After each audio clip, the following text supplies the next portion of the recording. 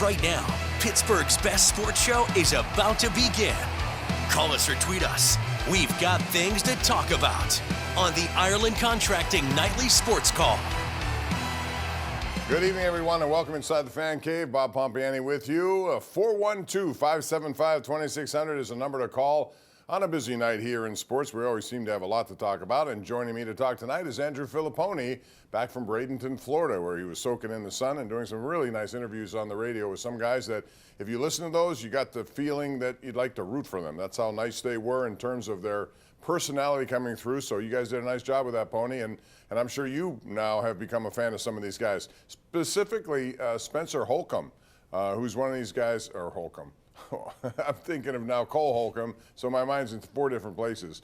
Horwitz is going to be their first baseman. So I wanted to know, though, how long do you think it's going to be before we see him? Yeah, that's a great question. You know, some of the things I was able to pull from being down there was I do think that they were completely blindsided by this injury.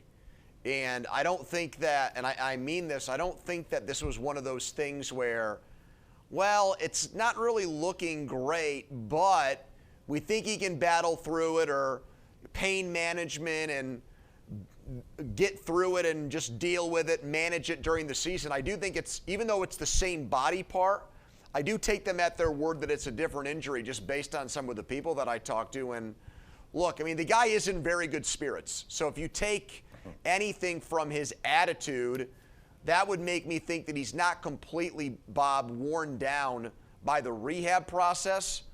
So I would say probably late April, early May. So who starts in the meantime? Playing Major League Baseball again. What's your feeling Great about? Question. Yeah, because at this point there are about 5 different candidates.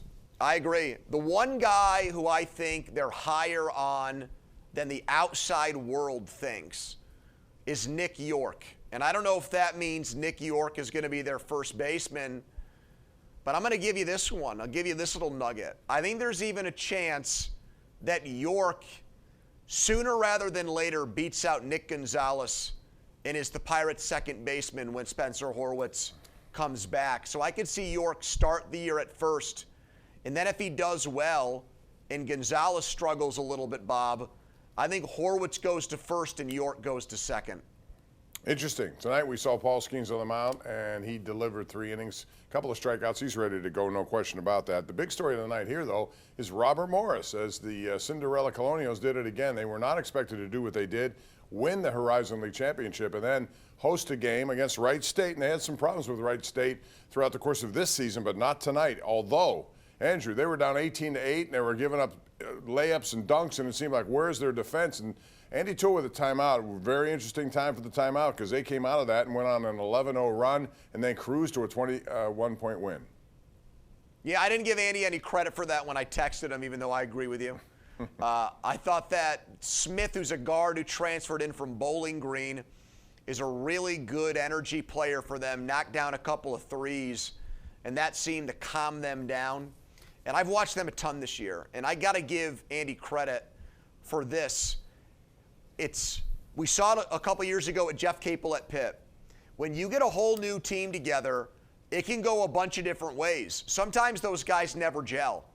And that's college basketball in 2025, especially at mid-majors. You got to find a way, because sometimes you got a good team and these guys leave for greener pastures. And he was in a situation where they hadn't won in a couple of years, and they brought a lot of new faces in. And as the season went on, you know, once they played about 10 or 12 games together, they figured it out. And they're really good at role management in terms of guys, both the coaching staff doing this and the players themselves, knowing what's asked of them and staying in their lane and not trying to do too much. And I think we've seen that with them this year where guys have thrived knowing what their expectations are. It's a testament to that. So I think they're definitely in play to win that league. It's the first time they've ever advanced to Indianapolis, which is where the semifinals are. And they'll be the pick to win it and represent that conference in the NCAA tournament. And our KDKA.com Connect question of the night is, could Robert Morris beat Pitt right now? Real quick, 10 seconds. Can they, Andrew, in your opinion? No doubt. Absolutely. I don't even think that to me is a pretty easy one because Robert Morris plays like a team. And Pitt plays no defense. I know where you work out, Bob. I'm not going to say it on the air because I don't want people to mob you. And there are games that go on there at lunchtime. And I think there's better defense in those games than what we see from Pitt. I'm sorry, Jeff Capel, but your defense, your team's defensive effort is putrid. Yeah, and it's really bad. And the defense and the rebounding effort sometimes is even worse. So when you combine that with their injuries and the fact that their three-point shooting has been so hit or miss lately, that's how you become one of the coldest teams in college basketball over the last month and a half. We have a lot to get into tonight. We will move into the hockey talk, and there's a trade deadline coming at you tomorrow. We'll have that when we come back. Also get into the Steelers, who saved some money under the salary cap. We'll tell you how they did that. But right now, we want you to call us at 412-575-2600. It's the number of the Ireland Contracting Nightly Sports Call. We're live right here on KDKA Plus and 93.7 The Fan.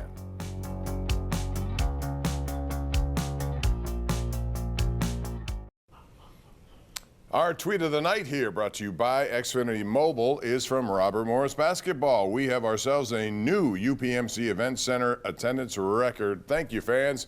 It was a great atmosphere out there, too, and Cassidy Wood was there.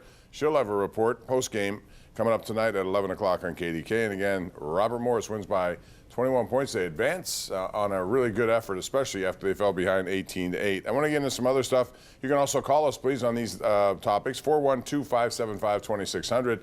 Andrew, today we're waiting for some Penguin news. Didn't get any. We did last night, however. Tommy Novak and Luke Schenn come to the Penguins in exchange for Michael Bunting and a pick.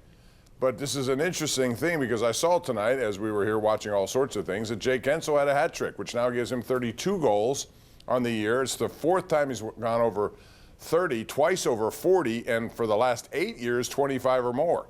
That's essentially what you gave up to get Jake Guentzel now, or what you have in return. Tommy Novak's a third-line center, I would think, at this point. What's your assessment of that trade? Well, I like the way you led into it. You know, we're still trying to figure out the Jake Guentzel deal because that was the Penguins making a decision, probably because they spent so much money on guys like Tristan Jarry, Ryan Graves, and Erik Karlsson that they could not afford Jake Guentzel. And so they had to send him packing and get as much as they could back for a premier goal scorer. And now Michael Bunting, we get a year of him, Tommy Novak, and the prospects. And I think the prospects people say nice things about, but none of the big prospect websites or analysts out there seem to think their top-notch guys are automatically big-time NHL producers.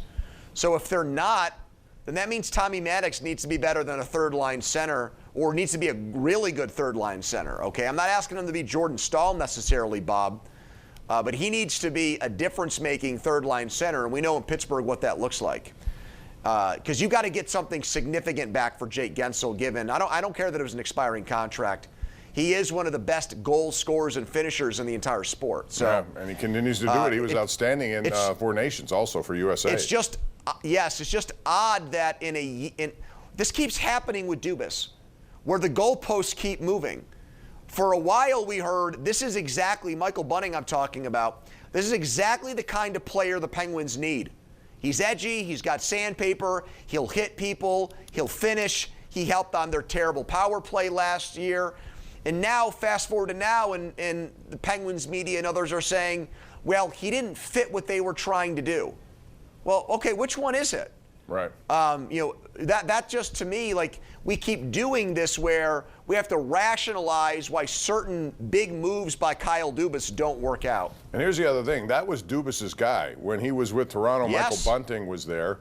You know, then he's traded to Carolina. Dubas comes here, and he acquires him. I thought for sure he'd have a place with this team. But in an effort to get, I guess, a little younger by 2 years and a little less on the salary by $1 million, he decided to go to Novak, who's not a bad player. I'm not going to, you know, but he fits the third-line center role. So now I have to ask you this, because I'm looking at this. I thought today we'd see more action from them. They play tomorrow in Vegas, so there still is time. It's 4 p.m. tomorrow, the trade deadline. I saw today that Brian Dumoulin got traded, and what they got in return for him in New Jersey was they gave up a second-round pick and a player. Now, all due respect to Brian Dumoulin. He's a really good defensive player, and on that team he could help them. But if you're going to get a second-round pick NA player for Dumoulin, and if you look at the Seth Jones trade, you also saw evidence that, man, people are giving up a lot to get what they have here. The number one trade target is Raquel. Now, I know I've heard both sides of this argument, but at some point they have to make a decision. And so far I haven't seen it. Now, maybe they're in some sort of bidding thing going on right now because there could very well be. Do you expect him to be here tomorrow past the deadline? I do. And I think the biggest clue here is something that I feel like people have missed. If the Penguins were sure that this was the right thing to do, to trade Raquel and pawn him off and deal him off to the highest bidder, then he wouldn't have played against the Avalanche the other night. I said that the other night. I thought the same thing. Okay, bingo. We're then lockstep. I'm sorry I was not drinking martinis, but I was watching people drink martinis in Bradenton. But anyways. Yeah, but that's the truth. Right. Why risk it? So I don't think he's getting traded. And then I would say this about Carlson. I feel like it's a little bit late in the game to ask him to waive his no movement clause. And I think even if you went to him now and asked him to do it, he might be so perturbed by the tardiness of it that unless it's a team he is desperately trying to play for, and I don't even know if that team exists, I think he's going to be like, screw it. Maybe in the offseason you guys can do when I have more time to get my ducks in a row, but I'm not going to uproot my family and everything else here in the 11th hour just to accommodate you. So just by the way Carlson's talked, he's made it seem, at least I think, like they haven't even broached the subject with him yet. So I would assume they're both here after 3 o'clock tomorrow, Bob. The only guy who I think they're going to trade is Anthony Beauvillier. I think for sure he's gone because I think a team will look at him as a depth guy who can play up and down a lineup, and if a player gets hurt, he can plug in and play pretty much anywhere. Yeah, but I guess by definition, this is not a total rebuild. This is a semi-rebuild, I guess you want to call it. When you don't move off of some of these players, and if you choose not to go away from Raquel, and I understand the other side of it. He has 3 more years left, pretty nice salary, and if he continues this, that's a bargain. But at the same time, these are all guys over the age of 30, and you're trying to come up with players who can eventually get up here and help, and their system simply does not have too many of them, which leads us to goaltending, too. I have no idea what they're going to do. Like Jari, I would expect he's going to have to play tomorrow or sometime. What's the point of having him up here? Yeah, you're right about that. And Blomqvist just has really regressed, which is another scary situation here, that was your goaltender of the future potentially. And it looks like, based on the play in front of him and also just his own lack of playmaking, that he doesn't seem to be the guy that eventually will be your replacement and someone you can trust in there, continuing this goaltending plight ever since Marc-Andre Fleury was lost to Vegas in the expansion draft, Bob. As far as Raquel is concerned, we agree we don't think he's going to get traded. On the matter of should, or the issue of should he get traded, my opinion on it is I don't just want a really good team's first-round pick for him. No. I want young players Right. who I think are going to fit this team and play well for this team for an extended period of time. And if I can't get that, then I will hold on to him if I'm the Penguins. We got our poll question again. Could Robert Morris beat Pitt right now? The answer predominantly is no. Most people don't think that can happen, which leads us to JB in Beaver, who joins us right now on our hotline. And people say no, they don't think they could. JB, what do you think? Well, thanks for taking the call, guys. Hey, correct me if I'm wrong. Wasn't he Mike Krzyzewski's right-hand man for years at Duke? Krzyzewski, he was on that. Yeah. Well, played for them, coached for them. Yeah. Don't you think he hoodwinked that athletic director at Pitt? I mean, why would he leave Duke when he knew Mike was going to be retiring very shortly? He must have known he wasn't going to get that job, you know?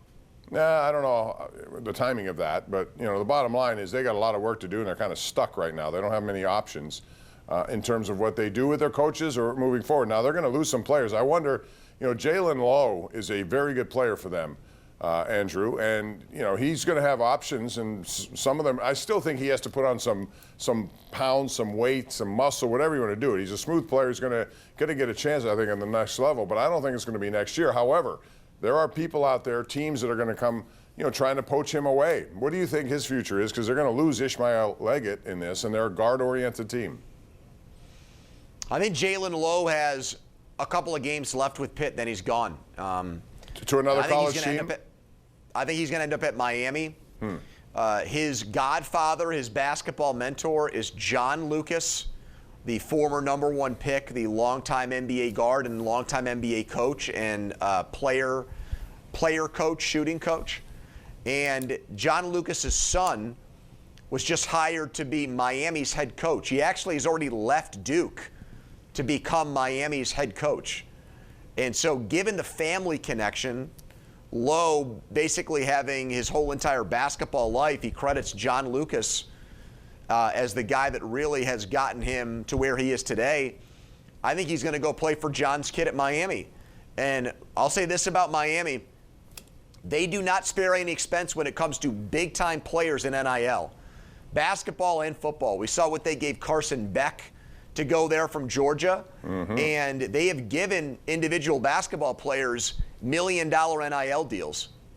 They've got a kid there right now, Pack, who was at Kansas State and went to the Elite Eight there, who got a big-time deal like that. Isaiah Wong, you might remember him from the Final Four run, got huge money to stay an extra year at Miami. So that's my prediction. I think Jalen Lowe is at the U next year, Bob. All right. Where we're going to be when we come back is talking real quick about the Steelers as they get closer to the free agency period, and a lot of questions still unanswered. That's coming up next right here on the Ireland Contracting Nightly Sports Call. Don't go away.